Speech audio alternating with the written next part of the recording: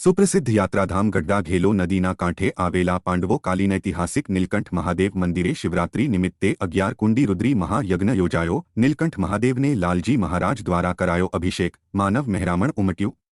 બોટાદ જિલ્લાના ગઢડામાં પવિત્ર ઘેલો નદીના કાંઠે આવેલા ઐતિહાસિક નીલકંઠ મહાદેવ મંદિરે શિવરાત્રી નિમિત્તે ગઢડા ગોપીનાથજી મંદિરના પૂર્વ ચેરમેન એસપી સ્વામી આયોજિત 11 કુંડી રુદ્રી મહાયજ્ઞ યોજાયો હતો, જેમાં લાલજી મહારાજ દ્વારા નીલકંઠ મહાદેવને અભિષેક કરાયો હતો।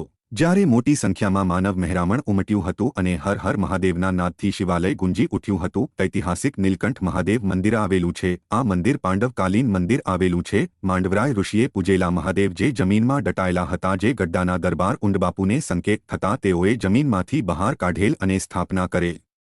ભગવાન શ્રી સ્વામિનારાયણ ભગવાને પણ નીલકંઠ મહાદેવની પૂજા અર્ચના કરતા હતા। નીલકંઠ મહાદેવ મંદિરે મહાશિવરાત્રી નિમિત્તે લાલજી મહારાજ અને સંતો દ્વારા ભગવાન ભોળાનાથને અભિષેક કરાયો હતો। જ્યારે મહાદેવના અભિષેકના દર્શન કરવા મોટી સંખ્યામાં માનવ મહેરામણ ઉમટ્યું હતો અને હર હર મહાદેવના નાદથી શિવાલય ગુંજી ઉઠ્યું હતું।